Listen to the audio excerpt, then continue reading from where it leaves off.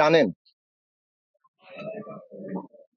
এই যে একটা ফ্যাসিস্ট সরকার যেভাবে জগদ্দল পাথরের মতো আমাদের দেশের জনগণের উপর চেপে বসছে, সারা দেশের মানুষকে একটা ভয়ের রাজত্ব তৈরি করে গুম খুন জেল জুলুম মামলা হুলিয়া সমস্ত কিছু দিয়ে তারা একটা তাদের এই অবৈধ শাসনটাকে চালিয়ে যাচ্ছে।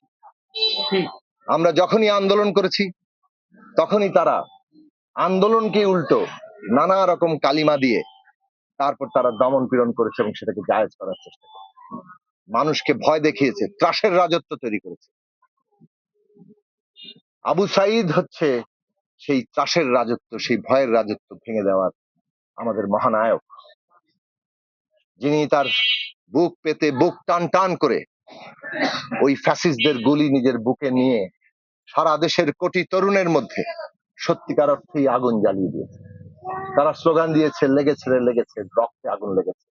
এবং আমরা দেখেছি কোটি ছাত্র, কোটি শিক্ষার্থী, তার সাথে তাদের অভিভাবক, বাংলাদেশের সকল শ্রেণী পেশার মানুষ তারা যুক্ত হয়ে এমন এক শক্তি তৈরি করেছেন, কোন দমন পীড়ন, হেলিকপ্টার দিয়ে গুলি, নির্বিচারে গুলি, আধুনিক মারণাস্ত্র দিয়ে গুলি, তাদের গুন্ডা বাহিনীর সমস্ত রকম ত্রাস সত্ত্বেও তারা শেষ রক্ষা করতে পারেনি, তাদেরকে পালিয়ে যেতে হয়েছে। আজকে কিভাবে ফ্যাসিস্টরা পালিয়ে বেড়াচ্ছে, এই দেশকে ধ্বংসের জায়গায় নিয়ে এসেছিল, সেটা আমরা তাদের এই দেশের সমস্ত রাষ্ট্র ব্যবস্থা প্রতিষ্ঠানগুলোর ধসে পড়া দেখে বুঝতে পারি। কিন্তু আবু সাইদ এবং অসংখ্য হাজারো তরুণের রক্ত, আমাদের জুলফিকার শাকিলের রক্ত, মুগ্ধের রক্ত, হাজার হাজার তরুণ জনগণের তারা আহত হয়ে এখনো কাতরাচ্ছে, তাদের সকলের রক্ত আত্মত্যাগের উপর এই গণ অভ্যুত্থান দাঁড়িয়ে আছে। এই গণ অভ্যুত্থান মনে করে বাংলাদেশের আগামী দিন এই যে ফ্যাসিস্ট কর্তৃত্ববাদী বন্দোবস্ত, এই বন্দোবস্তে আর চলবে না। বাংলাদেশ চলবে একটা গণতান্ত্রিক বন্দোবস্তে, একটা বৈষম্যহীন বাংলাদেশ হবে, একটা স্বাধীন বাংলাদেশ হবে, যেখানে প্রত্যেকের মর্যাদা থাকবে, যেখানে কোনো বিভাজন থাকবে না, এবং এইখানে যারা সরকার হবে তারা জনগণের কাছে জবাবদিহি থাকবে। সেই রাষ্ট্র ব্যবস্থা, তার জন্য যে রাষ্ট্র সংস্কার দরকার, সংবিধানের সংস্কার দরকার, আইনের সংস্কার দরকার, দেশের অর্থনীতি রাজনীতির সংস্কার দরকার, সেই কাজ, সেই পথ সূচনা আজকে এই ছাত্র জনতার গণ অভ্যুত্থানের মধ্যে দিয়ে সরকার গঠিত হয়েছে, তারা করবেন। আমরা তাদের বলেছি আপনারা এই নতুন বাংলাদেশের যাত্রার পথ রচনা করুন, এই পথের মধ্যেই কোনো এক সময় নির্বাচন আসবে, কিন্তু সেই নির্বাচন হবে যাতে আবু সাইদরা যে বাংলাদেশের জন্য রক্ত দিয়েছেন, বুক পেতে দিয়েছেন, যে একটা গণতান্ত্রিক বাংলাদেশ যেখানে সকল নাগরিকের সুযোগের সমতা আছে, যেখানে সকল নাগরিকের মর্যাদা আছে, যেখানে সবার জন্য ন্যায় বিচার আছে, সেই রকম বাংলাদেশ করতে হবে। আমরা আবু সাইদের হত্যা সহ সমস্ত হত্যাকাণ্ডের বিচার চাই, যারা হত্যায় সরাসরি যুক্ত হয়েছেন, আর সর্বোচ্চ পদে থেকে যারা এই হত্যাকাণ্ডের আদেশ দিয়েছেন, হুকুম দিয়েছেন, প্রত্যেককে বিচারের আওতায় আনতে হবে। কাউকে ছাড় দেওয়া হবে না। বাংলাদেশের সেই রাজনীতি আগামী দিনে তৈরি করতে হবে এবং সেই পথেই বাংলাদেশ হাঁটবে, এটাই আমাদের অবস্থা। একটি বিষয় জানতে চাই আপনার কাছে, কিছুক্ষণ আগে আমরা একটা মিডিয়াতে দেখলাম যে ভারতীয় পুলিশ বাংলাদেশ থেকে পালিয়ে যাওয়ার সময় সীমান্ত আটক হয়েছে। তাহলে এই যে ভারতীয় পুলিশ থেকে শুরু করে আরো যে সেনাবাহিনী বাংলাদেশে প্রবেশ করলো, এই বিষয়টি আপনারা কিভাবে দেখছেন রাজনৈতিক বিষয়? দেখুন, খবরটি আমি এখনো পুরোপুরি দেখিনি। এই ধরনের খবর যদি সত্য হয় তাহলে সেটা তো নিঃসন্দেহে আমরা এর স্পষ্ট ব্যাখ্যা চাইব।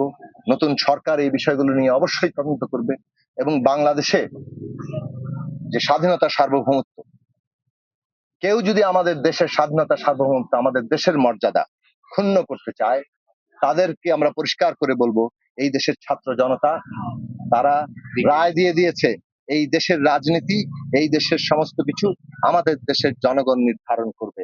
আমরা কারো অধীনে, কারো নির্দেশে, কারো নিজেদের স্বার্থে এইখানে কোনো তৎপরতা আমরা করতে দেব না। আপনারা দীর্ঘদিন থেকে রাজনীতি করছেন গণতান্ত্রিক উপায় একটা ভোটের, কিন্তু এই সরকার কতদিন থাকতে পারবে, কতদিন পর ভোট?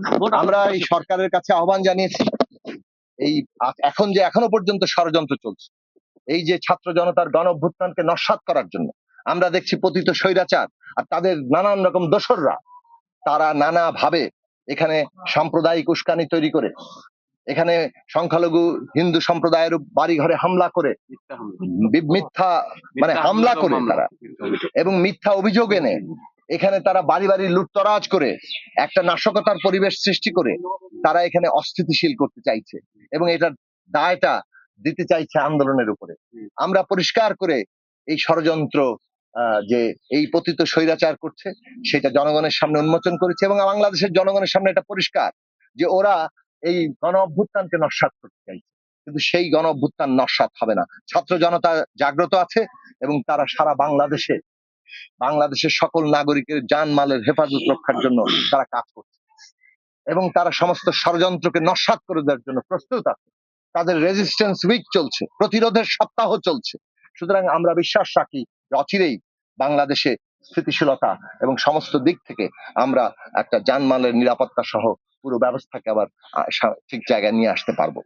এবং তারপরে আমরা বলেছি যে এই সরকারের রাজনৈতিক বিভিন্ন আমাদের বিশেষত আমাদের ছাত্র সমাজের সাথে এবং রাজনৈতিক দলগুলোর সাথে, শ্রেণী পেশার যে সমস্ত প্রতিনিধি আছে সকলের সাথে আপনারা আলাপ আলোচনায় বসুন, কিভাবে এই রাষ্ট্র ব্যবস্থা একটা সংস্কারের দিকে যাবে, তার আশু এবং দীর্ঘমেয়াদী কাজগুলো কি, কিভাবে একটা গণতান্ত্রিক নির্বাচনের পরিবেশ সৃষ্টি হবে এবং একটা গণতান্ত্রিক নির্বাচনের মধ্য দিয়ে রাষ্ট্র ব্যবস্থা সংবিধান সংস্কারের কাজটি সম্পন্ন হবে।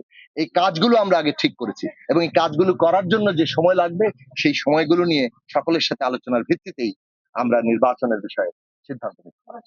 ধন্যবাদ।